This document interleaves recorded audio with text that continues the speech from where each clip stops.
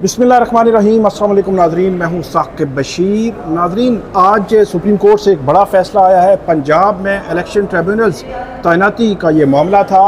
जो Lahore high court ने एक फ़ैसला दिया, जिसके बाद नोटिफिकेशन किया। 8 लाहौर हाई कोर्ट के जजेस को पंजाब में इलेक्शन ट्रिब्यूनल तैनात किया गया। आज सुप्रीम कोर्ट ने लाहौर हाई कोर्ट का वो फ़ैसला भी कलअदम करार दे दिया है और लाहौर हाई कोर्ट का वो नोटिफिकेशन भी कलअदम करार दे दिया है, जिसके तहत वो पंजाब में आज ट्रिब्यूनल तैनात हुए थे। इससे मुख्तसरन बात करेंगे और अगले मौजू में जो आज 63A नज़रसानी के हवाले से जो तशरीह का जो मामला है उस पर बात करेंगे। और हमारे साथ जो है वो अगले सेगमेंट में मौजूद होंगे बैरिस्टर जहांगीर जुदून। सबसे पहले मैं आपको बता देता हूँ कि ये पंजाब इलेक्शन ट्रिब्यूनल फ़ाल नहीं हो सके। फरवरी 8 इलेक्शन हुए। शुरू में दो जजेस जो है वो लाहौर हाई कोर्ट ने इलेक्शन कमीशन को दिए। फिर ये मामला अप्रैल तक जूं का तूं ही रहा। फिर अप्रैल में 8 जो है वो ट्रिब्यूनल तैनात किए गए। जो अप्रैल में बल्कि जो पटिशन आई सलमान अकरम राजा की लाहौर हाई कोर्ट में, तो उसमें उन्होंने ये कहा कि इलेक्शन कमीशन को कहें कि ट्रिब्यूनल तैनात करे। उस पटिशन पर फैसला होते होते जस्टिस शाहिद करीम ने यह फैसला किया कि इलेक्शन कमीशन को कहा कि आप, जिस दिन फैसला था कि इस फैसले की कॉपी मिलने के 7 रोज़ के अंदर आप ट्रिब्यूनल तैनात करेंगे, क्योंकि फरवरी से लेकर फरवरी, मार्च, अप्रैल, मई ये 4-5 माह जो है वो हो चुके थे। तो अदालत ने, क्योंकि इसमें इलेक्शन ट्रिब्यूनल ने इलेक्शन पटिशन्स को 180 दिन में इलेक्शन एक्ट के मुताबिक जो है वो उसका फैसला करना होता है, लेकिन ये जो है वो नहीं हो सका। और उसके बाद लाहौर हाई कोर्ट ने फैसला किया। उस वक्त लाहौर हाई कोर्ट के चीफ जस्टिस जो है वो मलक शहजाद अहमद खान थे। उन्होंने लाहौर हाई कोर्ट के फैसले के मुताबिक जब 7 दिन में इलेक्शन कमीशन ने उस फैसले पर अमल नहीं किया, तो उसके बाद उन्होंने 12 जून को नोटिफिकेशन कर दिया 8 लाहौर हाई कोर्ट के जजेस का कि ये ट्रिब्यूनल्स होंगे पंजाब के मुख्तलिफ जगहों पे, क्योंकि पंजाब में सबसे ज़्यादा इलेक्शन पटिशन आई थी। वो इलेक्शन पटिशन पेंडिंग जा रही थी। इलेक्शन ट्रिब्यूनल्स जो है वो गैर फ़ाल थे। 12 जून का जब नोटिफिकेशन हुआ और पंजाब में इलेक्शन ट्रिब्यूनल्स ने काम करना शुरू कर दिया, तो लाहौर हाई कोर्ट का वो फैसला और 12 जून का नोटिफिकेशन इलेक्शन कमीशन ने सुप्रीम कोर्ट में चैलेंज कर दिया। 4 जुलाई को सुप्रीम कोर्ट ने उस पर स्टे ग्रांट कर दिया। तो यूं जो इलेक्शन ट्रिब्यूनल 12 जून से 4 जुलाई तक काम करते रहे, वो दोबारा से गैर फ़ाल हो गए। और तब से लेकर अब तक जब हम ये बात कर रहे हैं, अब तक जो है वो गैर फ़ाल पड़े हुए हैं। इलेक्शन पटिशन जो है वो नहीं सुनी जा रही। 2 या 3 जो ट्रिब्यूनल्स हैं पंजाब में वही काम कर रहे हैं। इसके अलावा कोई जो है वो वहाँ पे ट्रिब्यूनल जो है वो काम नहीं कर रहा।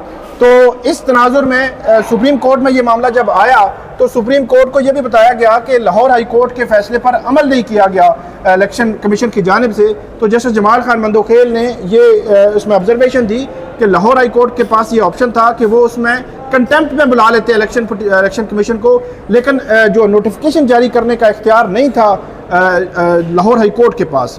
तो उसके बाद बहरहाल जो chief justice Lahore high court और चीफ इलेक्शन कमिश्नर जो है, इन दोनों के दरमियान आपस में मुलाकात होती है, क्योंकि 4 जुलाई को जब स्टे ग्रांट किया गया था, तो उस बाद कहा गया था इलेक्शन कमीशन को कि आप जाएं, मिलें chief justice Lahore high court को, वो मिले। उसके बाद लाहौर हाई कोर्ट के चीफ जस्टिस और चीफ इलेक्शन कमिश्नर के दरमियान एक कंसेंसस डेवलप हुआ कि ठीक है, आपने जो जजेस लगाए हैं उनमें से 4 जजेस जो है वो इलेक्शन ट्रिब्यूनल कायम रहेंगे और 4 जजेस रिटायर्ड जजेस जो है वो इलेक्शन कमीशन जो है वो तैनात करेगा, क्योंकि हुकूमत वक्त ने एक जो है वो इलेक्शन एक्ट में एक तरमीम कर दी थी कि रिटायर्ड जज भी लगाए जा सकते हैं और ट्रिब्यूनल को ट्रांसफ़र भी किया जा सकता है।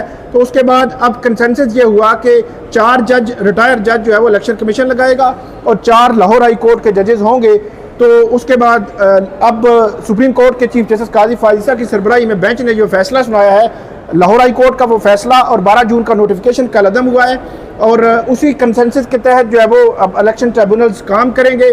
इसमें जो एडिशनल नोट है वो जस्टिस जमाल खान मंदोखेल का है, जिससे जो है वो इत्तेफाक किया है जस्टिस अकील अब्बासी ने भी। तफसीली फैसला आएगा तो वो आपके सामने रखेंगे, लेकिन अब ऐसा लगता है कि पंजाब के ट्रिब्यूनल्स एक्टिव होंगे। लेकिन इसमें इलेक्शन कमीशन ने बहरहाल अपनी बात मनवाई है कि बेशक जो मर्जी हो जाए, वो 4 जजेस जिनको 12 जून को ट्रिब्यूनल तैनात किया था उस वक्त के चीफ जस्टिस ने, वो अब जो है वो उनको हटा दिया गया है। 4 जजेस कायम रहेंगे, 4 को हटा दिया गया है और 4 फिर रिटायर्ड जजेस लगाएंगे।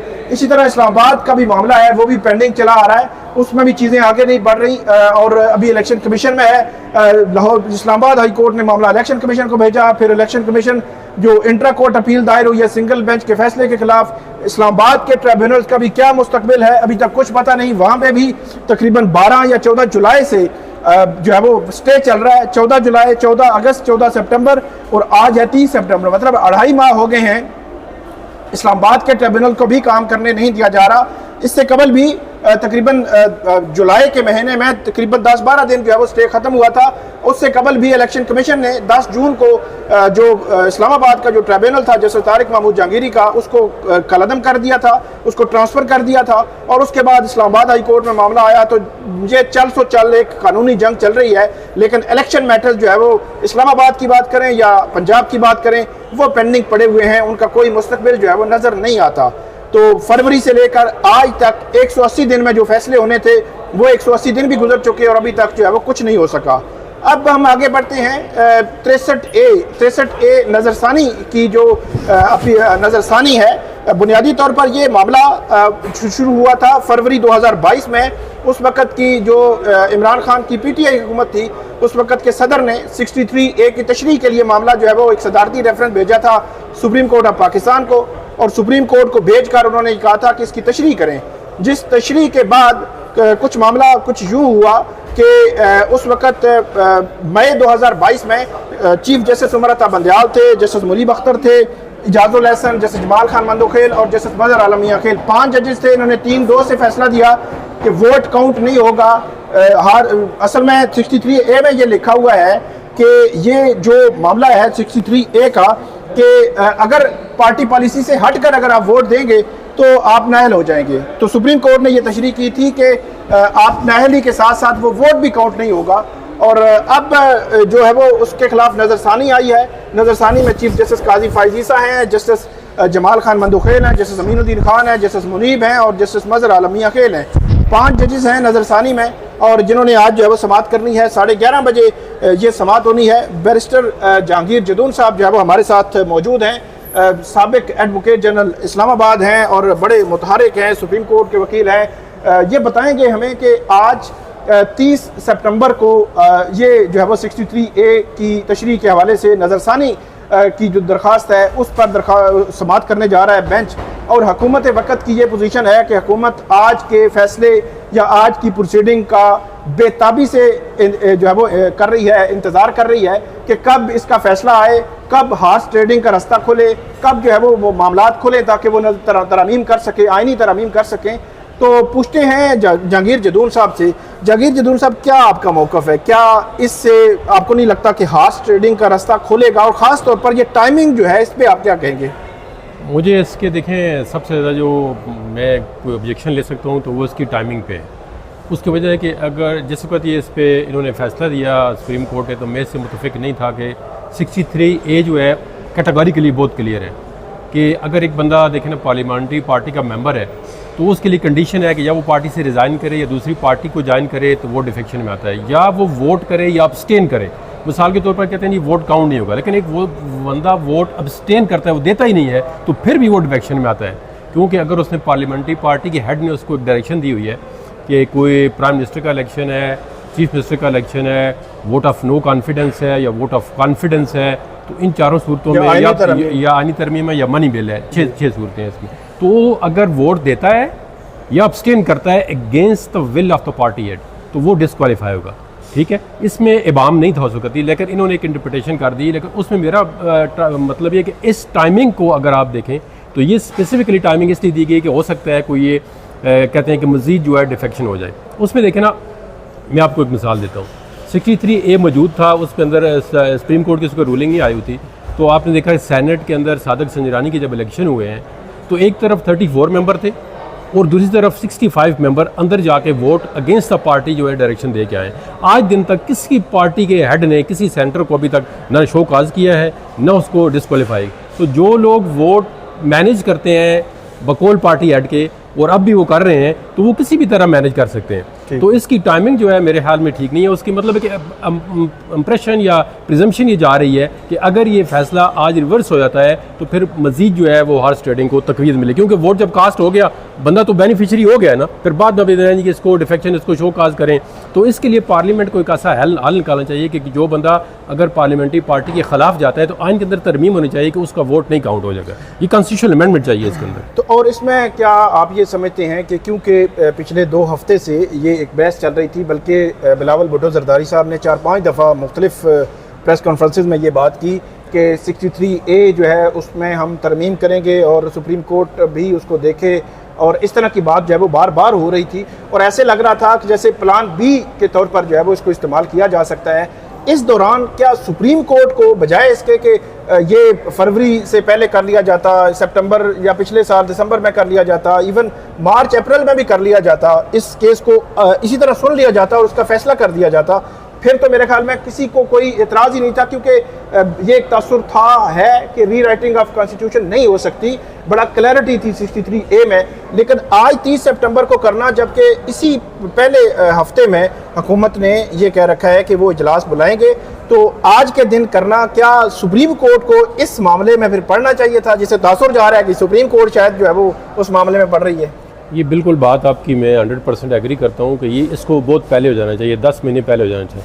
आप देखें काजी फाइसे साहब जो भी काम कर रहे हैं उस पर तासर यही जा रहा है कि वो वन साइडेड काम कर रहे हैं। एक तो उनकी रिटायरमेंट जो है वो 25 अक्टूबर है, 24 अक्टूबर लास्ट डेट है, तो इसमें अब 24 दिन रह गए हैं। तो ऐसे चीफ जस्टिस को ऐसी आइनी तरमीम को छेड़ देना, ऐसे बड़े मेजर डिसीजन देना कि जो प्राइमा फेशी नज़र आए कि वो ख़ुद भी बेनिफिशरी और सिस्टम के और सिस्टम को भी बेनिफिट करना चाहते हैं, तो ये बहुत मतलब है एक अच्छा तासर नहीं जाएगा। मतलब टाइमिंग इसकी बहुत इंपॉर्टेंट है। अगर ये 5 महीने पहले हो जाता तो मेरे ख्याल में आप और हम दोनों सपोर्ट कर रहे होते, लेकिन आज हमारा इशू ये है कि हम बेसिकली कॉन्सेप्ट को सपोर्ट कर रहे हैं लेकिन हम टाइमिंग को दोनों नहीं सपोर्ट कर रहे। ये टाइमिंग ये वाली ठीक नहीं है, क्योंकि ये तासर ये जा रहा है कि आप हार्स ट्रेडिंग को दोबारा, हार्स ट्रेडिंग तो देखो इस मुल्क के अंदर मैं तो कहता हूँ कि पार्टियों के अंदर हार्स ट्रेडिंग है। अगर ये छोड़ दें आनी तरमीम को, आज करता है कल करता है, लेकिन मैंने आपको मिसाल दी सादत से निगरानी की, कौन सी पार्टी ने अपने सेनेटर के खिलाफ एक्शन लिया है? पार्टियां तो खुद हार्स ट्रेडिंग को मतलब इनकरेज करती हैं।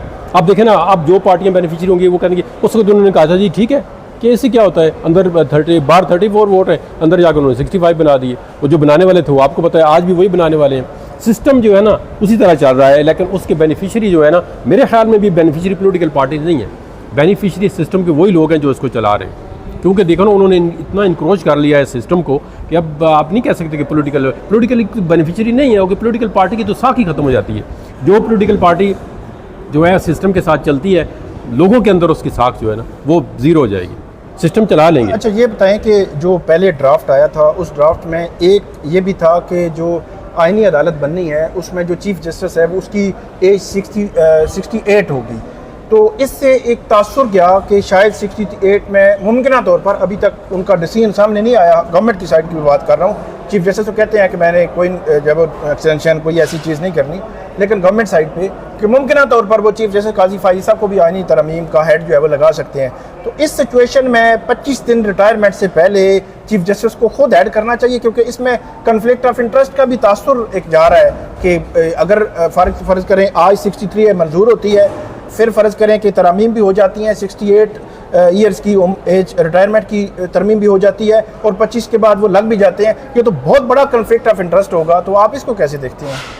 देखिए, कॉन्फ्लिक्ट ऑफ इंटरेस्ट जो सुप्रीम कोर्ट के जज होते हैं ना, उनको इसका बहुत ख्याल करना चाहिए। उसकी मैं मिसाल आपको काजी फाइसा के खुद दे देता हूँ। जब इनका सुप्रीम कोर्ट के अंदर केस चल रहा था तो इन्होंने 2-3 जजों के, तारक मसूद और जो सीनियर जज थे, उन पर एतराज़ कर दिया। अब उन्हें नहीं पता कि केस मेरे हक में आएगा या अगेंस्ट आएगा। उन्होंने कहा जी अगर केस मेरे हक में आता है या मेरे अगेंस्ट आता है तो ये 3 जो मेंबर हैं सुप्रीम कोर्ट के, ये बेनिफिशियरी हैं, ये बेंच पे ना बैठे। ये काजी फाइज़ा ने एतराज़ किया उस वक्त, और वो बेंच पे फिर वो रिक्यूज़ कर दिया उन्होंने बंदों ने। देखे ना, उसने ये कहा था कॉन्फ्लिक्ट ऑफ इंटरेस्ट आ रही है। अब उन्होंने क्या पता बनना ना थी, लेकिन सीनियरिटी के लिहाज से उनका अगर मैं आउट होता हूँ तो ये बंदे हाँ दूसरे बन जाएंगे। उन्होंने इतराज़ कर दिया बेंच के अंदर कि ये वाले लोग ना बैठे। तारक मसूद साहब अभी बैठे हुए डाक जज, तो वो फिर उस बेंच से हट के, तो अगर ये उनके माइंड में उनको पता होगा कि ये कोर्ट भी आपको पता है रात के अंधेरे में बनने वाली थी, और मोस्ट प्रोबेबली हमें ये अगर काजी फाइसा ही पहले चीफ जस्टिस वहाँ के होंगे, तो इनको मेरे ख्याल में अपनी इज़्ज़त के साथ रिटायर होना चाहिए, बजाय इसके कि आप लोगों ने, हमने इसके लिए बहुत तगदो की कि इसके साथ ज़्यादती हुई है, इसको दोबारा चीफ जस्टिस लगाए। लेकिन वो जो कुछ कर रहे हैं ना, वो मेरे ख्याल में उनका वो जो होता है ना इम्पार्शल बंदा या एक बिल्कुल उस चीज़ को सेटिस्फाइड, उनके दिमाग में दिल में आज भी एक जिसको कहते हैं आप नफ़रत कह लें या एक एग्रेशन कह रहे हैं, उनके ख़िलाफ़ ज़रूर है। हम कहते हैं आप ठीक है फ़ैसले करें, लेकिन ये फ़ैसलों के अंदर ये ना नज़र आए कि आप एक पार्टी को नुकसान पहुँचा रहे हैं या एक पार्टी को फ़ायदा दे रहे हैं। तो इसलिए उनको चाहिए कि ऐसे जो पोलिटिकली केस हैं या आप समझते हैं पोलिटिकल केस तो सारे ही है, जो भी आईनी केस होता है वो पोलिटिकली होता है, तो उसको उस बेंच में बैठे ही ना। मैं तो शुरू से इसका हाल है कि अगर आपको, लेकिन आपकी प्रैक्टिस आपको देखें, ये इधर आके अपने उमरता बंदयाल साहब पे लोग ऑब्जेक्शन करते थे, वो भी नहीं बेंच से उठते थे, अब इन पे ऑब्जेक्शन करते हैं, ये भी नहीं उठते। ये बस इस मुल्क का आखिरी सवाल, आईनी तरमीम का जो ड्राफ्ट आया था अभी उसमें हो सकता है तब्दीलियाँ आएँ, लेकिन उस ड्राफ्ट से मुतल्लिक आपकी क्या राय है? मेरे ड्राफ्ट तो मैंने बहुत कंडेम किया। देखे रात के अंधेरे में बेसिकली आइन जो होता है वो सोशल कॉन्ट्रैक्ट है between the people of Pakistan and the state, ठीक है। और जब लोगों को पता नहीं होगा ना, आइन को तरमीम करना लोगों की जितना उसका कॉन्ट्रैक्ट है ना उसको तरमीम करेगा। अब मिसाल के तौर पे आप और मैं एक कॉन्ट्रैक्ट बनाते हैं, ठीक है, दोनों पार्टियां हम, तो आप मेरी इजाज़त के बगैर कॉन्ट्रैक्ट को किस तरह अमेंड कर सकते हैं? सिंपल सी बात है, बड़ी बात है ही नहीं है। जब तक मैं उस पर एग्री ना हूँ, जब मेरे साथ आप मशवरा ना करें, जब मेरे साथ कंसल्टेशन, लोगों को पता नहीं है। अगर आप जुडिशल रिफॉर्म्स का आते हैं तो बार को नहीं पता है, अदालतों को नहीं पता। जितनी आइनी तरमीम हो रही है इसका सिर्फ जो है ना टाइमिंग बहुत गलत है, कोई डिस्कशन नहीं हुई। आनी तरमीम पार्लियामेंट का अख्तियार है, कोई नहीं कहता अख्तियार है, लेकिन 2-3 इंपॉर्टेंट चीज़ें जो है ना वो बहुत इंपॉर्टेंट है। एक तो यह है कि आप आइनी तरमीम फंडामेंटल राइट के अगेंस्ट नहीं कर सकते, और जो अभी आइनी तरमीम अगर अप्रूव हो जाती है तो वो फंडामेंटल राइट के अगेंस्ट थी। फिर आप जुडिशरी की इंडिपेंडेंस पे कदर नहीं लगा सकते आइनी तरमीम के साथ भी, ठीक है। फिर उसका जो तीसरा है वो इस्लामिक प्रोविजन चैप्टर 9 है, उस पर आप कोई जो है कदर नहीं लगा सकते। और पार्लियामेंट्री फॉर्म ऑफ डेमोक्रेसी को आप डिरेल नहीं कर सकते कि आपको ये लगे कि किसी ऑटोक्रेसी या कोई दूसरा सिस्टम ऑफ गवर्नमेंट जो है आप इंस्टॉल करना चाहते हैं। तरमीम किसी भी सूरत में, ये वाली तरमीम जो कर रहे थे वो इसके अंदर बहुत ज़्यादा कॉम्प्लिकेशन थी, और इसमें जुडिशरी को बिल्कुल मलिया मेट करने वाली बात थी, और तमाम पावर जो है वो एग्जीक्यूटिव अपने हाथ में लेना चाहती है। बहुत शुक्रिया जहांगीर जदून साहब ने बड़ी तफसील के साथ हमें बताया कि ये मामला 63A का नॉर्मल और सादा नहीं है, बल्कि इसके बड़े ही गहरे असरात हैं, और उस एंगल से भी इसको जो है देखा जाना चाहिए। और चीफ जस्टिस काजी फाइज ईसा के इस बेंच में बैठने के हवाले से भी उन्होंने बात की कि कन्फ्लिक्ट ऑफ इंटरेस्ट जब हो तो उनको नहीं बैठना चाहिए। तो ये आज की हमारी आज की जो है वीडियो थी। अब जस्टिस मुनीब अख्तर कहाँ जाएंगे, जस्टिस मुनीब अख्तर जो वो क्या करेंगे, क्या रिक्यूज़ करेंगे, इसमें बैठेंगे या नहीं बैठेंगे? क्योंकि जब जस्टिस मंसूर अली शाह ने ख़त लिखा तो उस ख़त में भी जस्टिस मंसूर अली शाह ने ये पॉइंट आउट किया कि वो जो मामला है जस्टिस मुनीब अख्तर को कमेटी से क्यों हटाया गया। फिर उसके जवाब में जो लिखा चीफ जस्टिस काजी फाइज ईसा ने 11 उन्होंने जो है वो उन पर एतराज़ात उठाए कि क्यों हटाया गया। तो वो मल्टीपल चीज़ें हैं। अब देखना ये है कि कैसे वो ये मामला जो है वो आगे चलता है, और क्या चीफ जस्टिस काजी फाइज ईसा और जस्टिस मुनीब अख्तर बेंच में बैठते हैं, सुनते हैं केस क्या बनता है। तो ये जब अपडेट आएगी वो आपके साथ शेयर करेंगे। बहुत शुक्रिया।